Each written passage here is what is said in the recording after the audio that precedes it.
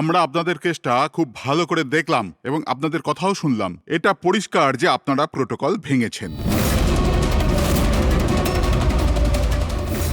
এর আগে যে আমরা কোনো সিদ্ধান্ত নেই, যদি আপনি আপনার পক্ষ নিয়ে কিছু বলতে চান তো বলতে পারেন। আপনারা যখন স্থির করেই নিয়েছেন যে আমরা প্রোটোকল ভেঙেছি, তাহলে বাকি থাকলো কি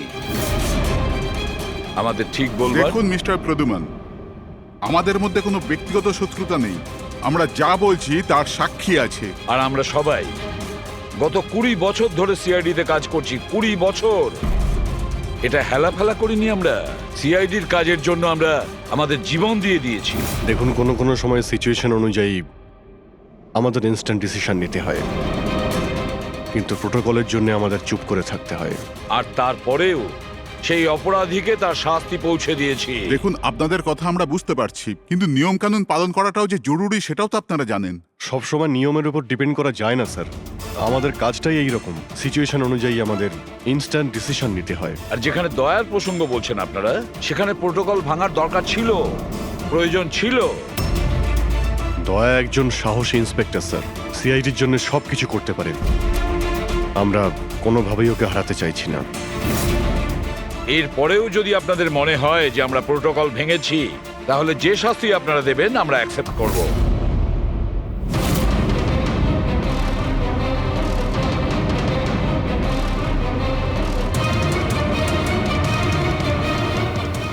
দেখুন, আমরা আপনাদের কথা মেনে নিচ্ছি, কিন্তু নিয়ম তো আপনারা ভেঙেছেন। আর নিয়ম তো ফলো করার জন্যই হয়, আপনারা তো আর আইনের থেকে ঊর্ধ্বে নয়।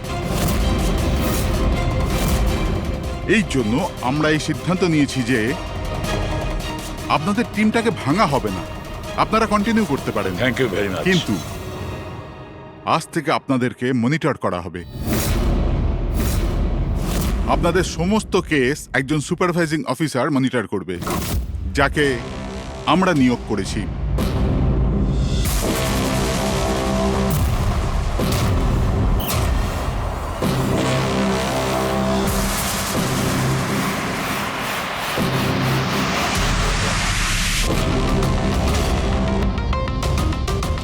হ্যালো, আমার নাম শীতল। আজ থেকে শীতলই আপনাদের মনিটর করবে। মনিটর করবে মানে? মানে এইটা হলো যে আপনাদের কেসের যাই অ্যাক্টিভিটি হোক সেটা শীতল আমাদের বলবে। আপনাদের কেসগুলোর সমস্ত খবরাখবর রাখবার অধিকার থাকবে শীতলের। আপনাদের টিম আগে থাকবে কি থাকবে না, এটাও আমরা শীতল ম্যাডামের রিপোর্টের পর সিদ্ধান্ত নেব। দেখুন, আজ পর্যন্ত আপনারা যা চেয়েছেন করেছেন, কিন্তু এখন সিচুয়েশন বদলে গেছে। আজ থেকে আপনাদের সমস্ত কেসে শীতলকে ইনভলভ করতে হবে।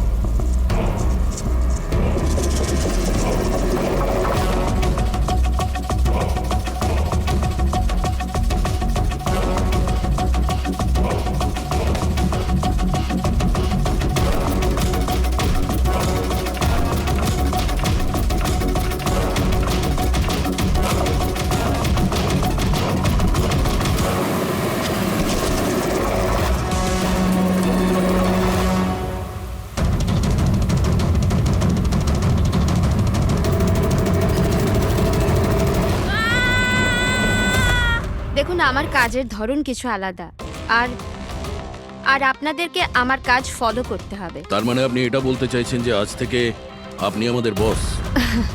না না, I don't like the word boss. Boss বলা উচিত হবে না। দেখুন, আমি এখানে এসেছি আপনাদের কেসগুলো স্মুথলি হ্যান্ডেল করার জন্য, আর আমি চাইবো যে এখানে আমার ডিসিশনে ফাইনাল হবে। দেখুন প্লিজ, রাগ হওয়ার কোনো কারণই নেই, কারণ আমি শুধু অর্ডার্স ফলো করছি। ইনফ্যাক্ট আমার কাছে অর্ডার্স আছেও। আর এখানে পরিষ্কার লেখাই আছে যে আজকের পর যে কেসেরই আপনার ইনভেস্টিগেশনস করবেন ওটা আমার নজরের মধ্যে থাকবে। ইনফ্যাক্ট আমার লুক রাখতে হবে, আর প্রত্যেকটা ইনভেস্টিগেশন কেসের রিপোর্ট আমাকে দিতে হবে, and that also includes forensic investigation. আর এখানে এটাও লেখা আছে যে কোনো সাসপেক্টের সাথে যে কোনো ফিজিক্যাল ভায়োলেন্স করার আগে আমাকে জিজ্ঞেস করতে হবে। আর দেখুন, হ্যালো এসিপি প্রদ্যুমান। আচ্ছা ঠিক আছে, আমরা আসছি। ওকে, দুটো খুন হয়েছে, আমাদের বেরোতে হবে। এত তাড়াতাড়ি বেরোবেন আপনারা? ফাইন্ড আউট করবেন না যে ওই কলটা ফ্রড নাকি সত্যি সত্যি মার্ডার হলো কিনা, এভাবে বেরিয়ে যাবেন? শীতল দেবী, আপনার কথা ভালো লেগেছে, কিন্তু ব্যাপারটা হলো দুটো খুন যেখানে হয়েছে আমাদের তাড়াতাড়ি সেখানে যেতে হবে। হ্যাঁ, আপনাকে সব রিপোর্ট আমরা পাঠিয়ে দেব। আপনাকে তো রিপোর্ট করতে হবে। Let's go.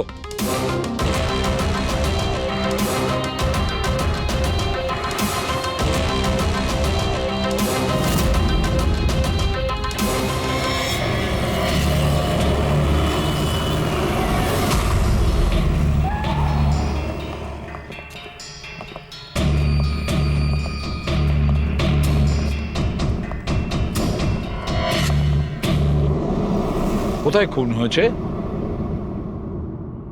জানি না। জানো না? তার মানে আপনারাই ফোন করে বলেছিলেন যে খুন হয়েছে এখানে?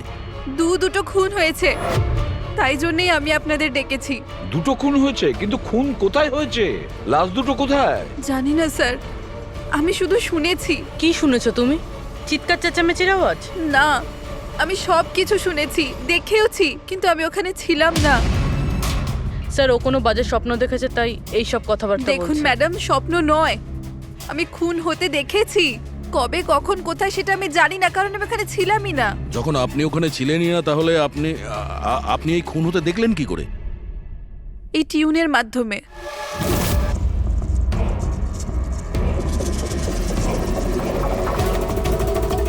এই বিটটায় অনেক বৃষ্টি হচ্ছে, আশেপাশে গাছ আছে আর একটা ভাঙা বোটও আছে। এই এই ড্রামটায় কেউ এই লোকটাকে টেনে নিয়ে যাচ্ছে, আর এই বিটটাতে ওই ওই লোকটা ওকে পাথর দিয়ে মাথায় মারছে। আচ্ছা, তুমি ওদেরকে খুন হতে দেখেছো মিউজিকের পার্ট শুনে? এটা হয়নি তো যে এগুলো তোমার শুনে কিছু ভেবেছো, আন্দাজ করেছো? স্যার, আমি গেস করিনি। এই মিউজিক আমি দেখতে পাচ্ছি। কিন্তু মিউজিকে খুন হতে দেখা কিভাবে সম্ভব? ম্যাম, অনন্যার শরীর খারাপ তাই এরকম কথা বলছে। আপনি কে? স্যার, আমার নাম লতা, আমি এখানকার ম্যাট্রন। আমি ওকে ছোটবেলা থেকে চিনি, যখন থেকে ও অরফেনেজে এসেছে। কি অসুখ হয়েছে অনন্যার? স্যার, ওর সিনেস্থেসিয়া আছে। সেনেথেসিয়া? ম্যাম, একটা কন্ডিশন আছে। নর্মাল কন্ডিশনের মানুষরা মিউজিক শুনতে পায়, কিন্তু এই কন্ডিশনে মানুষ মিউজিক শুনতে শুনতে ভিজুয়ালও দেখতে পায়, আর মিউজিক শুনতে শুনতে ভিডিওর মতো দেখতে পায়। আপনি তার মানে বলতে চাইছেন যে অনন্যা সাউন্ড দেখতে পায়? Yes sir. কি করে? আপনি চোখ বন্ধ করুন আর ইমাজিন করুন ড্রাম বিট শুনতে পাচ্ছেন। নিন, কল্পনা করছি।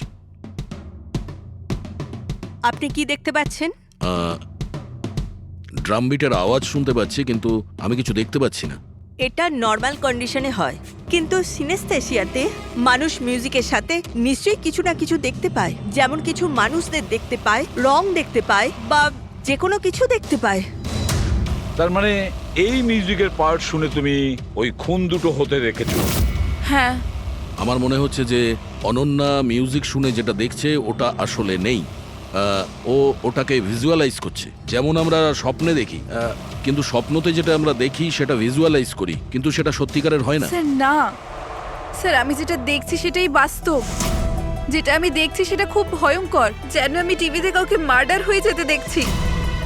আর দুটো আলাদা আলাদা মিউজিকে দুটো আলাদা আলাদা খুন হচ্ছে, একটা পাথর দিয়ে হচ্ছে আর একটা ক্রোবার দিয়ে। আচ্ছা, আর একটা খুনের ব্যাপারে তুমি কিছু বলতে পারবে? খুনটা কোথায় হয়েছে, তার আশেপাশে কোথায় কি ছিল, খুনি কে, কি করছিল?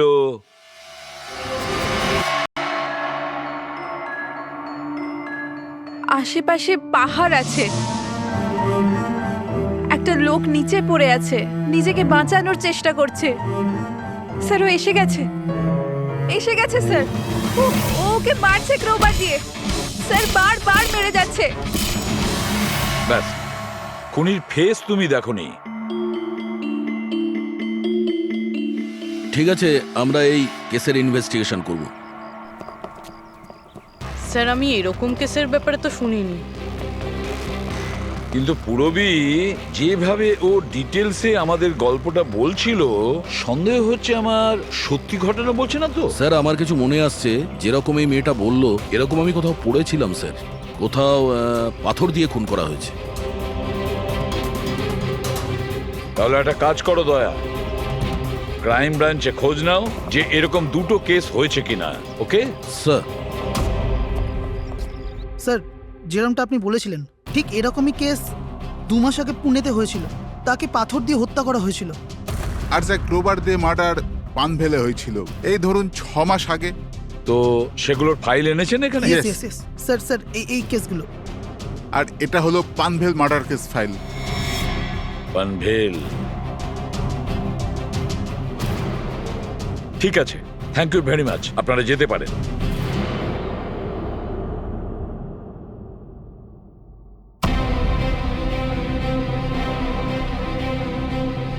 আমি খুন হতে দেখেছি। আশেপাশে গাছ আছে আর একটা ভাঙা বোটও আছে। যেটা ভিজুয়ালে দেখেছিল সেটা একদম হুবহু ওই রকম স্যার। তার মানে ও যা বলছে তার সঙ্গে মিলে যাচ্ছে। অদ্ভুত ব্যাপার স্যার, এই দুটো ঘটনার কথা আজ মিউজিক শুনে অনন্যা ভিজুয়ালাইজ করেছেন, কিন্তু এই দুর্ঘটনা দুটো একটা 6 মাস আগে আর আরেকটা তো 2 মাস আগে হয়েছে। এটি কিভাবে সম্ভব? যে মেয়েটা এই ক্রাইম সিনে ছিলই না, সে সব কিছু ভিজুয়ালাইজ কি করে করলো? আমি মানি না। আর বাই দ্য ওয়ে, এই সিনিস্থেসিয়া কি? আসলে এটা বোঝানো খুব কঠিন, কিন্তু আমি চেষ্টা করছি বোঝানোর। দেখুন, ব্যাপারটা হচ্ছে যখন আপনি কোনো বিশেষ জিনিসের ঘ্রাণ নেন, তখন তার সঙ্গে জড়িত সমস্ত স্মৃতি আপনার মনে আসে। এটা ধরুন কোনো বিশেষ ব্যক্তি বা কোনো বিশেষ জায়গা, সবকিছু। ধরে নিতে পারেন যে এই গন্ধ এক প্রকার আপনার মেমারিকে ট্রিগার করে, কিন্তু এটা শুধুমাত্র সিনিস্থেসিয়ার কন্ডিশনই হতে পারে। এই কেসে সুগন্ধর জায়গায় কোনো মিউজিকে পেয়ে গেছে। এক্স্যাক্টলি। এবার দেখুন, মেয়েটি একটা বিশেষ ধরনের মিউজিক শুনেছে। ওই মিউজিকটার একটা বিশেষ জায়গায় একটা বিশেষ ধরনের প্রিলিউড ব্যবহার করা হয়েছে, যেটা ওকে একটা গাছের স্মৃতি মনে করিয়ে দেয়। আর আরেকটা ইনস্ট্রুমেন্টেও লোকটাকে দেখেছিল। এক্স্যাক্টলি।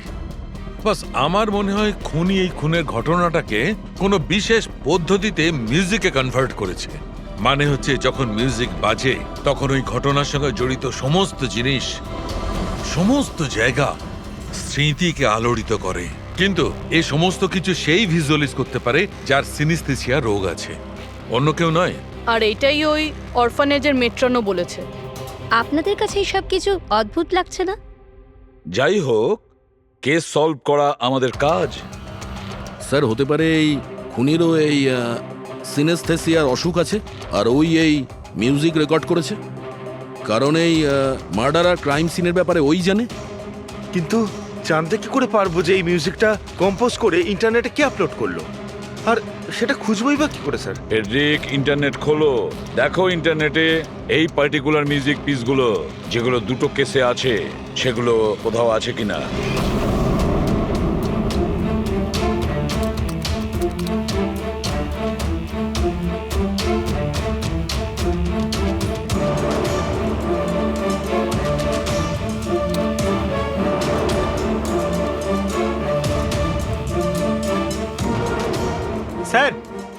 স্যার পেয়ে গেছি স্যার, দুটো টিউনই একই গানের। একটা ইন্ডিয়ান টিম বানিয়েছে। ডেকে নাও ওই ব্যান্ডের লোকেদের। Okay sir. ওকে, আপনারা আপনাদের ইনভেস্টিগেশন করতে থাকুন, আমি একটা অন্য কাজ সেরে আসছি।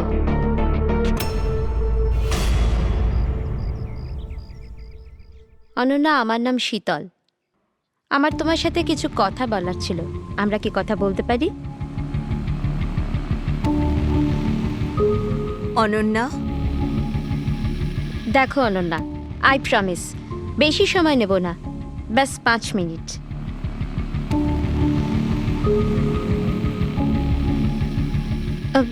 ও কিছু বলছে না কেন? ম্যাম ওই খুব ভয় পেয়ে আছে। ওই ঘটনাটা ওর মাথায় খুব প্রভাব ফেলেছে। ও নর্মাল হতে কিছুটা সময় লাগবে। ওকে। আমার অনন্যার ব্যাপারে এখানে লোকের সাথে কিছু কথা বলতে হবে। পসিবল? হ্যাঁ প্লিজ। মিউজিক টিউন থেকে খুন, এটা কিভাবে সম্ভব স্যার? পসিবল আছে। সিনেস্থেসিয়ার একজন পেশেন্ট তোমার এই মিউজিক পিস শুনে একটা খুনের ব্যাপারে ভিজুয়ালাইজ করেছে, বুঝেছো? তোমার ওই মিউজিক পিসে কোনো খুনের রহস্য লুকিয়ে আছে। আর আমাদের মনে হচ্ছে খুনি সেই যে এই টিউন বানিয়েছে। আমরা খুন করিনি। আর আর সত্যিটাই হলো যে এই টিউন আমরা কম্পোজই করিনি। এই টিউন আমরা ফ্রি সাইট থেকে ডাউনলোড করেছিলাম। কোন সাইট থেকে ডাউনলোড করেছিলে দেখাও। দেখুন স্যার, এই দেখুন স্যার। স্যার এই টিউনটা আমাদের পছন্দ হয় তাই ডাউনলোড করে আমরা গানে দিয়ে দিই। কে আপলোড করেছিল এই টিউনটা? স্যার এটা অজ্ঞাত, অ্যানোনিমাস। অজ্ঞাত? আমাদের সেই অজ্ঞাতকে খুঁজতে হবে। ম্যাম ও আমাদের স্টাফ। ও হলো পূজা, ও হলো রমেশ, ও আরতি। এমনিতে ও এনজিওতে কাজ করে, কিন্তু আমাদের এখানে প্রায় আসা যাওয়া করে। আপনাদের কিছু বলার ছিল অ্যাকচুয়ালি অনন্যার ব্যাপারে। আপনারা কি অনন্যার ব্যাপারে কিছু বলতে পারেন আমার? যেমন ও কোথা থেকে এসেছিল, কবে এসেছিল, আর ওভারঅল অরফানেজে অনন্যার ব্যবহার কেমন? অনন্যা খুবই অদ্ভুত মেয়ে, সব সময় যেন ডিস্টার্ব থাকে। ও এখানে কবে এসেছিল? ছোটবেলা থেকেই, কিন্তু ওকে ভিন্ন ভিন্ন দুবার লোকে অ্যাডপ্ট করেছিল, কিন্তু জানি না কেন কিছুদিন রাখার পর আবার এখানে এসে ফিরিয়ে দেয়। কেন? এর কারণ? নিশ্চয়ই ওর খারাপ ব্যবহারের জন্য, ওর মাঝে মাঝে ঝগড়া করার জন্য, মাঝে মাঝে ভায়োলেন্ট হয়ে যেত। ব্যাস এই অভ্যেসটা ওর ছোটবেলা থেকেই ছিল। কি ভুলভাল বলছো তুমি? অনন্যা এমন নয়, এসব ভুল বলছে। ম্যাম সত্যি আমি এখানে প্রায় আসা যাওয়া করি, কিন্তু কখনো অনন্যাকে এমন আচরণ করতে দেখিনি। ও সবই ভুল বলছে। তো তাহলে সত্যিটা কি? সত্যিটা এটাই, অনন্যা ছোট থেকে খুব কষ্টে বড় হয়েছে। হ্যাঁ, এর জন্য কখনো কখনো ও অদ্ভুত ব্যবহার করে থাকে। অদ্ভুত ব্যবহার নয় ম্যাডাম, এটা ভেবে নিন অনন্যাকে যদি কেউ ক্রস করেছে তাহলে ওর সাথে দুর্ঘটনা হবেই হবে। এই তো আগের মাসে অরফানেজের বাচ্চাদের সাথে কি হয়েছিল মনে নেই নাকি? কেন ভুলভাল বলছো? কি হয়েছিল বলো। ম্যাম আগের মাসে একটা বাচ্চার ফুড পয়জন হয়ে গেছিল, আর ওই দিনই ওর ঝগড়া অনন্যার সাথে হয়েছিল। আচ্ছা, তার মানে তুমি বলছো যে এটা অনন্যা করেছে? হ্যাঁ। ভেবে চিন্তে কথা বলো রমেশ, খুবই বাজে কথা বলছো অনন্যার নামে। মেট্রন, অনন্যাকে অরফানেজ থেকে দুটো ফ্যামিলি অ্যাডপ্ট করেছিল, কিন্তু তারা ফেরত পেয়ে যায়। এর পিছনে কোনো কারণ তো থাকবেই। হয়তো অনন্যারই কোনো দোষ ছিল, খামতি ছিল। আমি মানতে পারলাম না। এনিওয়ে, অনন্যার ব্যাপারে কি কোনো ফাইল আছে যেখানে ওসব ডিটেলস আছে? সেটা কি আমি দেখতে পারি? হ্যাঁ নিশ্চয়ই।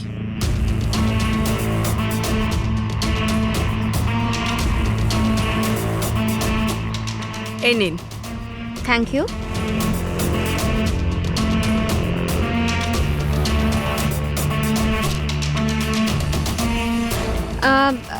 থ্যাংক ইউ মেট্রন, কিন্তু আমাকে এখনই বেরোতে হবে। আচ্ছা, আমি এই ফাইলটা কদিন বাদে ফেরত দিলে কি চলবে? হ্যাঁ।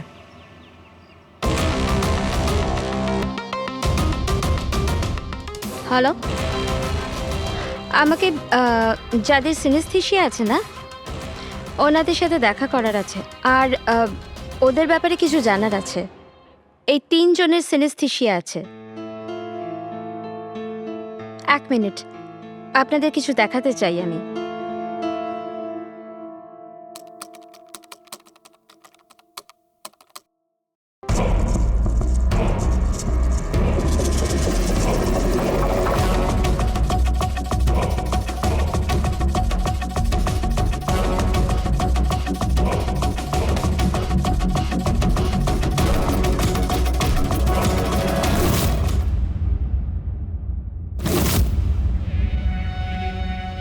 এখন আপনি বলুন, আপনি এই টিউনটা শুনে কি ভিজুয়ালাইজ করলেন?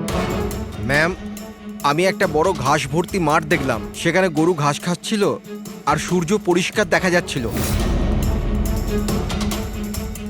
আমি একটা নদী দেখলাম, ওখানে নৌকো ছিল আর আমি দেখলাম কিছুজন আগুন জ্বালিয়ে বসেছিল। ইন্টারেস্টিং। চলুন আপনাদের মধ্যে আপনি বলুন, আপনি কি দেখলেন? শহর শহর দেখেছি আমি, ওই ভিড়ভাট্টার জায়গা আর উঁচু উঁচু বিল্ডিং আর ওগুলোর উপর বিজ্ঞাপনের লাইট লাগানো। ইন্টারেস্টিং।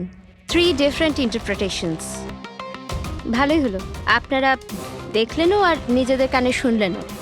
3 জন যাদের সিনেস্থেশিয়া আছে তারা একই টিউন শুনেছিল, কিন্তু 3টে আলাদা ভিজুয়ালস দেখলো। আর ওই মিউজিক শুনে খুন হতে দেখেছে। এক্স্যাক্টলি। দুনিয়াতে একজনই মানুষ আছে যে মিউজিক টিউনটাকে খুন দিয়ে ইন্টারপ্রেট করেছে। কে? খুনি নিজেই। আর ওই খুনি আর কেউ নয়, অনন্যা। হোয়াট? এটা আপনি কি বলছেন? ওই মেয়েটা নির্দোষ?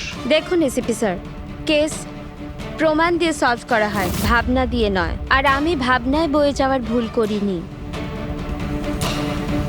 আমি অরফানেজে গিয়েছিলাম আর ওখানে গিয়ে জানতে পারলাম যে অনন্যাকে 2টো ফ্যামিলি অ্যাডাপ্ট করেছিল, কিন্তু ব্যাস কদিন পরেই 2টো ফ্যামিলি অনন্যাকে অরফানেজে দিয়ে গিয়েছিল। আর ওই 2জন লোক ওখানেই ছিল যাদের মার্ডার হয়েছিল আর যারা অনন্যাকে অ্যাডাপ্ট করেছিল। আমি অনন্যাকে অ্যারেস্ট করেছি আর ওকে নাবালক আদালতে পেশ করার ব্যবস্থা করেছি। আপনি আমাদেরকে না বলে না জিজ্ঞেস করে ওকে অ্যারেস্ট করেন কি করে? I don't need your permission ACP sir. আপনাকে বলার প্রয়োজন ছিল না। ও খুনি আর ওকে শাস্তি পেতেই হবে। আপনি ওই ক্রাইম সিনের ফটো আর পোস্টমর্টম রিপোর্ট দেখেছেন? অফকোর্স দেখেছি। তো হয়তো ভালো করে আপনি দেখেননি, না হলে ওকে আপনি অ্যারেস্ট করতেন না। খুনি অনেক শক্তি প্রয়োগ করেছিল খুন করার জন্য। একটা 15 বছরের মেয়ে 2জনকে এত নৃশংসভাবে খুন করতে পারে না। আপনার ওই মেয়েটাকে বাঁচানোর চেষ্টা করছেন। দেখুন, মেয়েটি নির্দোষ আর আমরা কোনো নির্দোষের শাস্তি চাই না। অনন্যা খুনি, এর শাস্তি ওকে পেতে হবে, তাই আমাকে অ্যারেস্ট অর্ডার দিয়েছি। আর এটা আমার ডিসিশন, আর এটাই ফাইনাল ডিসিশন। আপনারা শুধু সময় নষ্ট করছিলেন। আর হ্যাঁ, এই মিডিয়াকে এই কেসটার ব্যাপারে জানাতে হবে। আপনারা প্লিজ মিডিয়াকে জানিয়ে দেবেন যে কেসটা সলভ হয়ে গেছে। আপনি যদি কেস সলভ করেন আপনিই বলে দিন, আমাদেরকে কেন বলছেন? ফাইন, নো প্রবলেম, আমি বলে দেব। কিন্তু এটা আপনারা আমার ওয়ার্নিং ভেবে নিতে পারেন, নয়তো আশা করছি এরপর থেকে আমার সমস্ত কথা আপনারা শুনবেন।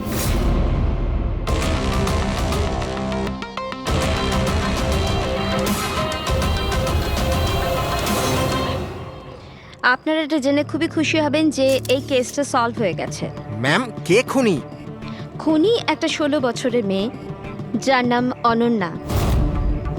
বেশ কিছুদিন ধরেও আমাদের সবাইকে বোকা বানিয়ে দিব্যি ঘুরছিল, কিন্তু আমি ওকে অ্যারেস্ট করে নিয়েছি। ম্যাম, এই কেসটা অনেক পুরনো না? হ্যাঁ, এই কেস বেশ পুরনো ছিল। ইনফ্যাক্ট বেশ কিছুদিন ধরে ওটা ক্রাইম ব্রাঞ্চের খরচের খাতায় পড়েছিল, কিন্তু সিআইডি যখনই টেক ওভার করলো 24 ঘন্টায় কেস সলভ। তো ম্যাম, আপনিও সিআইডির একজন? আগে হ্যাঁ, আমি আজই সিআইডি টিম জয়েন করেছি অ্যাজ দ্য সুপারভাইজার। আর জয়েন করতেই একদিনে কেস সলভ হয়ে গেল। যদি এই কেস অনেক সময় থেকে ঠান্ডা হয়েছিল, সিআইডি তাহলে কেন টেক ওভার করেনি এটাকে? কারণ এই টিমে আগে আমি ছিলাম না, এই জন্যে। কিন্তু ম্যাম, অন্য অনেকে তো ছিল টিমে। হ্যাঁ, এনারা প্রায় 20 বছর ধরে আছেন আর মামলা তদন্ত করতেই থাকেন, কিন্তু আসলে ওনারা কখনো কখনো ভাবুক হয়ে যান। আর কোনো কেসে ভাবুক হওয়া মানে ইনভেস্টিগেশন থেমে যায়। ইনভেস্টিগেশনের জন্য কেবল লজিকের দরকার, যেটা আমি করেছি, আর কেস সলভ হয়ে গেছে। 1 মিনিট, আমি আপনাদের ভুল ধারণা শুধরে দিচ্ছি। আসলে এই কেসটা এখনো পুরো সলভ হয়নি। হয়নি? এই তো একটু আগে বললো যে কেস সলভ হয়ে গেছে। স্যার স্যার, এই কেসে আর কি বেঁচে আছে? খুনি তো ধরা পড়ে গেছে। একদমই না, খুনিকে আমরা এখনো ধরতে পারিনি। কিন্তু ম্যাডাম তো বলছেন যে খুনি ওই মেয়েটাই। এরকম ম্যাডামের মনে হচ্ছে। আমাদের ইনভেস্টিগেশনের হিসেবে হয়তো ওই মেয়েটা নির্দোষ। স্যার, তাহলে আসল খুনি কে? ইনভেস্টিগেশন চলছে, খুব তাড়াতাড়ি আপনাদের সামনে সত্যিটা চলে আসবে। I am sorry, no more questions. সময় নেই আর। Thank you so much for coming. Thank you. আপনাদের সাহস কিভাবে হয় এই মিডিয়ার সামনে আমাকে ইনসাল্ট করার? আপনাদের এই ব্যবহারটা আমি দেখে নিলাম, and trust me, there will be consequences. খুব দ্রুত আমাদের খুনিকে ধরতে হবে, না হলে শীতল পদে পদে আমাদের বাধা দেওয়ার চেষ্টা করবে। অভিজিৎ, প্রথমে এটা খোঁজ নিয়ে দেখতে হবে যে ও যে সময় খুন হয়েছিল তখন ও কোথায় ছিল। আমাদের একটা টিম পুনে পাঠাতে হবে এই কেসটাকে তদন্ত করার জন্য, আর আরেকটা টিম পাঠাতে হবে পানভেলে। আপনারা এটা জেনে খুবই খুশি হবেন যে এই কেসটা সলভ হয়ে গেছে। খুনি একটা 16 বছরের মেয়ে। ইনফ্যাক্ট বেশ কিছুদিন ধরে ওটা ক্রাইম ব্রাঞ্চের খরচের খাতায় পড়েছিল, কিন্তু সিআইডি যখনই টেক ওভার করলো 24 ঘন্টায় কেস সলভ।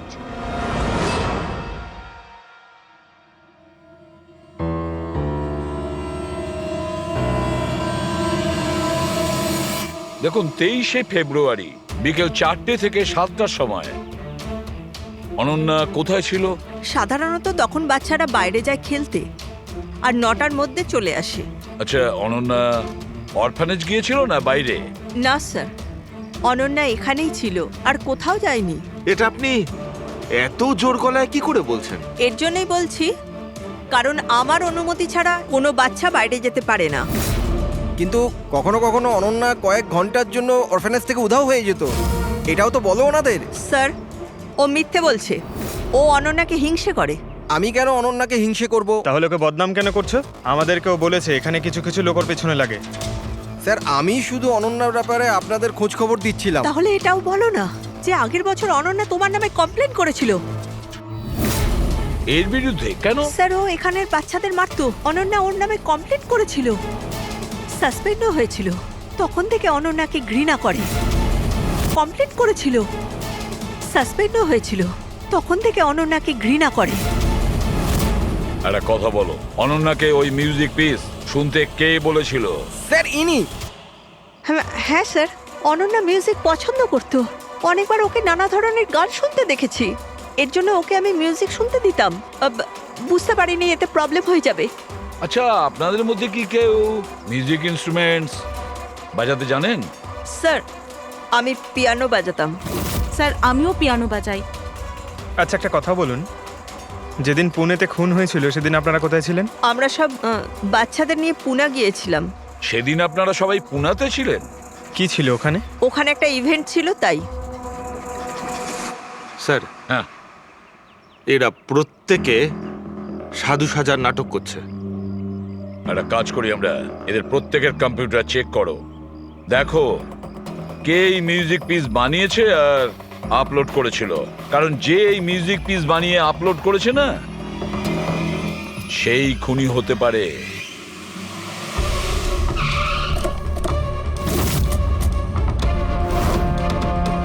এই মেয়েটা এখানে 2 মাস আগে এসেছিল। হ্যাঁ ম্যাম, এই 2 মাস আগে একটা এনজিও ইভেন্ট অর্গানাইজ করেছিল, তো ওই ইভেন্টে ও ডান্স করতে এসেছিল। ও খুব ভালো ডান্স করেছিল sir. She is a very talented girl. আর ওই দিনই এখানের আশেপাশে একটা খুন হয়েছিল। খুন তো হয়েছিল স্যার, কিন্তু যে জায়গায় খুন হয়েছিল সেটা এখান থেকে প্রায় 1 ঘন্টার রাস্তা হবে। আর এই ইভেন্ট ওই দিন কটার সময় শুরু হয়েছিল? 5টার সময় শুরু হয়েছিল, রাত প্রায় 8টার সময় শেষ আচ্ছা, হয়েছিল। আপনাদের কি মনে আছে এই মেয়েটা পুরো সময় ইভেন্টেই ছিল নাকি এখান থেকে অন্য কোথাও গিয়েছিল? এই মেয়েটা 6টার সময় স্টেজে উঠেছিল, আর ইভেন্ট শেষ হওয়া পর্যন্ত স্টেজেই ছিল। স্যার, মেডিকেল রিপোর্ট অনুযায়ী খুন 3টে থেকে 6টার মধ্যেই হয়েছে। এই দেখো, এটা হচ্ছে সেই জায়গা যেখানে খুন হয়েছিল, আর এই জায়গায় ইভেন্ট ছিল। এখান থেকে এখানে পৌঁছানোর জন্য মিনিমাম 1 ঘন্টা লাগে। স্যার, হতে পারে ও দুপুরবেলায় বেরিয়ে গেছিল, খুন করে তারপরে ইভেন্ট জয়েন করেছিল। আরে না না ম্যাম, এরকম কিছুই হয়নি। অ্যাকচুয়ালি ইভেন্ট শুরুর আগে আফটারনুনে রিহার্সাল ছিল, আর ওই মেয়েটা ওখানে 4টে পর্যন্ত ছিল, আর এরপর 5টা থেকে সমস্ত স্টুডেন্ট ব্যাক স্টেজে এক জায়গায় হচ্ছিল। 4টের সময় রিহার্সালে ছিল, হ্যাঁ। আর 5টার সময় ব্যাক স্টেজ। Yes. আর একটু আগে আপনি বললেন 6টার সময়ও স্টেজে ছিল। যদি এটা হয় তো অনন্যা খুন কি করে করবে? আর যদি অনন্যা খুন না করে থাকে তাহলে খুন করলোটা কি? সমস্ত রিপোর্ট আর এভিডেন্স তৈরি করার পর আমার মনে হচ্ছে যে অনন্যা নির্দোষ। আপনার কোনো অবজেকশন? No your honour. কিন্তু স্যার, এনার কাছে পুনের মার্ডার কেসের এভিডেন্সের রিপোর্ট আছে। পানভেল মার্ডার কেসে নির্দোষ প্রমাণ করার কোনো এভিডেন্স বা কোনো রিপোর্ট নেই। এরকম হতে পারে যে অনন্যা অরফানেজ থেকে বেরিয়ে গিয়েছিল আর মার্ডার করে আবার ফিরে গিয়েছিল। It can be possible, right sir? আপনার কাছে যদি কোনো প্রমাণ থাকে তো প্লিজ দিন, যাতে এটা প্রমাণ হয় যে যখন খুন হলো অনন্যা পান ফেলেছিল। দেখুন, এভিডেন্সেস আর সাক্ষ্য প্রমাণ অনুযায়ী এই কেসটা ডিসমিস করে দেওয়া হচ্ছে। অনন্যাকে দয়া করে ছেড়ে দিন।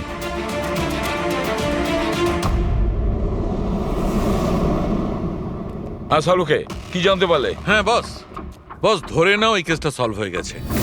শীতল আমাদের ডেমনস্ট্রেট করে দেখিয়েছিল যে সিনিস্থেসিয়ার দুটো আলাদা আলাদা রোগী একই ধরনের মিউজিক শোনার পরে আলাদা আলাদা ইন্টারপ্রিট করে থাকে। হ্যাঁ বস, আমি আমার বন্ধুর থেকে সবকিছু জেনেছি, যে এই ব্যাপারে এক্সপার্ট।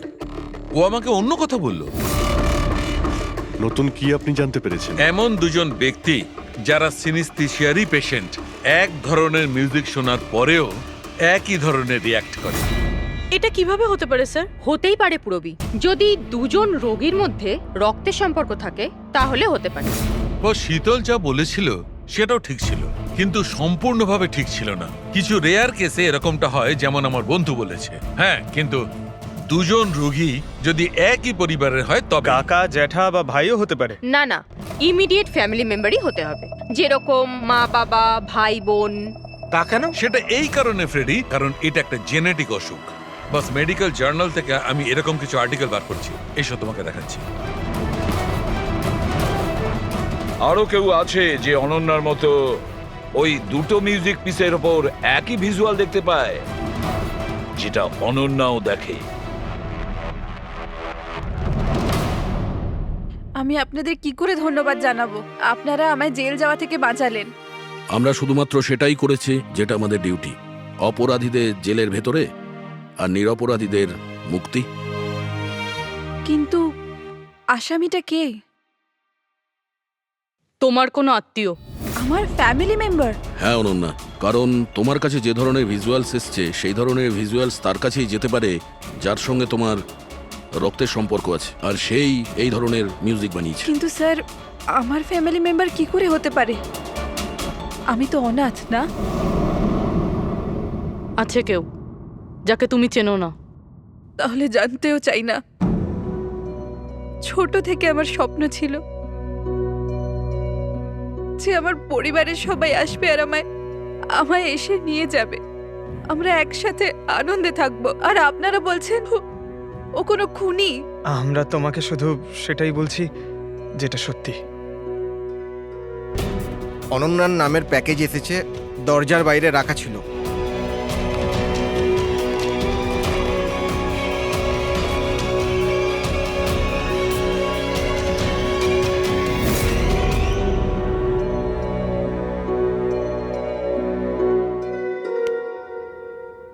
Pen drive?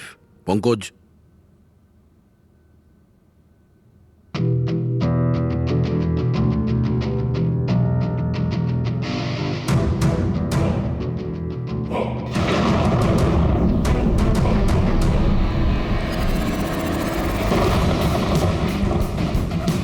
আমি বাড়ি দেখতে পাচ্ছি, খুব বিদ্যুৎ চমকাচ্ছে। কোনো মহিলা বাড়ির মধ্যে দৌড়াদৌড়ি করছে আর একটা দোলনাও আছে বাইরে। কেউ ওই মহিলার পিছনে ক্রোবার নিয়ে দৌড়চ্ছে। আর কি? ও ওই মহিলাকে ক্রোবার দিয়ে মারছে। কাকে মারতে দেখলে? জানি না স্যার, এটা তো একটা চিঠিও আছে। আনিয়া, এটা তোমার ভবিষ্যৎ। তুমি যা দেখেছো তোমার সাথে তাই হবে, এটাকে কেউ আটকাতে পারবে না। এই মিউজিকের সাথে অনন্যা যেটা দেখেছে, কেউ ওই মহিলাকে মারতে চলেছে। আর একটা বাড়ি আছে, বাড়ির সামনে বিদ্যুৎ চমকাচ্ছে আর দোলনা আছে। আর স্যার, খুনি খুন ক্রোবার দিয়ে করে। এতদিন আমরা ভাবতাম খুনি আগে খুন করে তারপরে মিউজিক বানায়, কিন্তু এখানে তো উল্টো। প্রথমে খুনি মার্ডার প্ল্যান করে, তারপরে মিউজিক বানায়, আর তারপরে মিউজিক অনুযায়ী খুন করে। আমি আমি মরতে চাই না, প্লিজ আমায় বাঁচিয়ে নিন। অনন্যা, ঘাবড়িও না, তোমার কিচ্ছু হবে না, আমরা আছি না তোমার সাথে। সবার আগে ওই খুনিকে খুঁজতে হবে, যে কোনো ভাবেই হোক। কিন্তু যদি খুনি ওর পরিবারেরই একজন হয়, তাহলে খুঁজবো কি করে? ওকে খোঁজার আগে আমাদের এটা জানতে হবে যে 16 বছর আগে অনন্যাকে অরফানেজে নিয়ে এসেছিল কে। হয়তো ও জানতে পারে অনন্যার ফ্যামিলি সম্পর্কে। আপনাদের কিছু মনে আছে কে ছিল যে অনন্যাকে এখানে রেখে গেছে? না, মনে তো নেই। 16 বছর আগে কেউ ওকে বাইরে ছেড়ে চলে গিয়েছিল।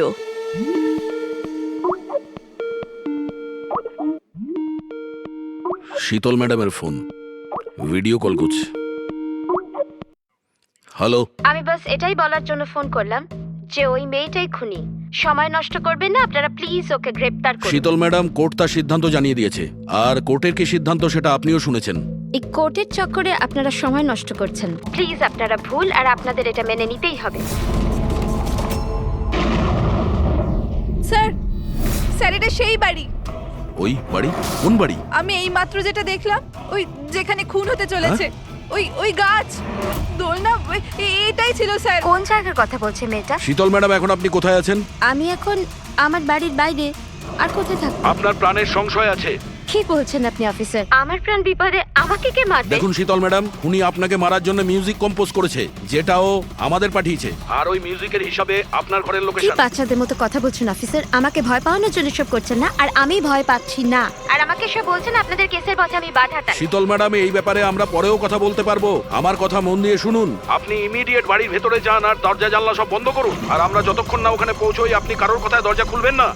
মানে? আমি আপনাকে পরে বোঝাবো। এখন আমি আপনাকে যেটা বললাম সেটা করুন।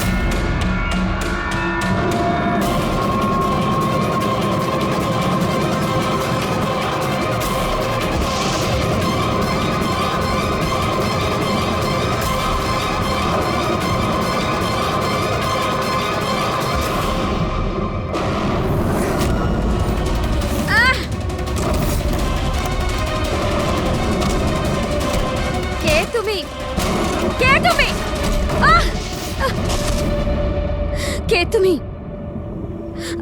তুমি আমার উপর আক্রমণ করছো কেন? তুমি জানো না এর ফল কি হবে? আমি তোমাকে ছাড়বো না। আমার কাছ থেকে বেঁচে তুমি পালাতে পারবে না। কে তুমি? এই দাঁড়া। আমাকে ওকে স্যার।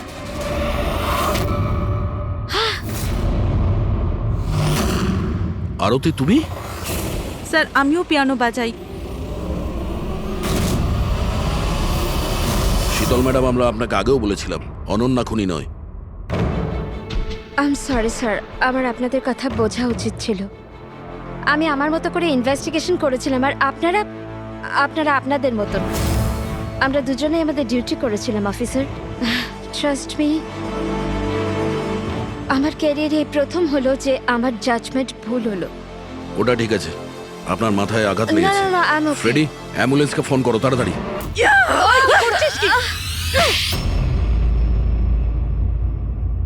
শীতল ম্যাডামের ওপর হামলা করেছো কেন তুমি? আমার মেয়েকে বাঁচানোর জন্য। কোন মেয়েকে বাঁচানোর জন্য? অনন্যাকে। অনন্যা আমার মেয়ে হয়। শীতল তাকে জেলে পাঠাতে চলেছিল, এই জন্য আমি ওকে শিক্ষা দিতে চেয়েছিলাম। আর খুন কেন করেছো? 17 বছর আগে যখন আমি প্রেগনেন্ট ছিলাম, আমার স্বামী আমাকে মানসিক হসপিটালে পৌঁছে দিয়েছিল। কারণ আমি মানসিকভাবে অসুস্থ ছিলাম। ওখানে আমি 15 বছর ছিলাম। কিন্তু কিন্তু কি? কিন্তু আমার স্বামী আমার মমতার গলা টিপে দিয়েছিল। কি করে? অনন্যা ওখানেই জন্মেছিল, কিন্তু ওকে আমার কাছ থেকে ছিনিয়ে নিয়েছিল। 15 বছর পর আমি বাইরে এলাম, তখন আমি জানতে পেরেছিলাম যে আমার স্বামী মারা গেছে, কিন্তু অনন্যা কোথায় আছে আমি জানতাম না। ও বেঁচে আছে কি নেই সেটাও আমি জানতাম না। আমি অনেক অরফানেজে ওকে খোঁজার চেষ্টা করেছিলাম,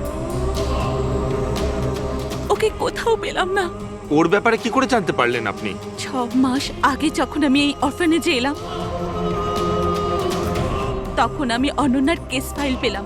আমি জানতে পারলাম যে অনন্যাকে 2 জন মানুষ অ্যাডপ্ট করেছে, আর তারপর ওকে ফেরত পাঠিয়ে দিল।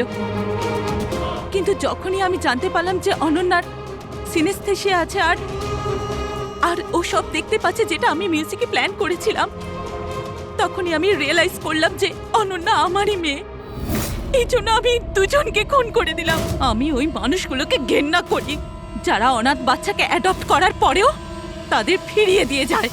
আমি অনন্যাকে সবকিছু বলে দিতে চেয়েছিলাম, কিন্তু আপনাদের অনুসন্ধানের ফলে আমি থেমে গেলাম, কেননা আমার মনে হলো যে আপনারা অনন্যাকে সন্দেহ করবেন। এই জন্য আমি চিঠি পাঠিয়ে আপনাদের মন অন্যদিকে ফিরিয়ে দেওয়ার চেষ্টা করেছিলাম, কিন্তু আপনারা আমার প্ল্যানকে ভেস্তে দিলেন। যে মেয়েকে পাওয়ার জন্য তুমি 2টো জীবন নিয়েছো, এখন সারা জীবন ওই মেয়ের থেকে দূরে থাকতে হবে তোমায়, জেলের ভেতরে।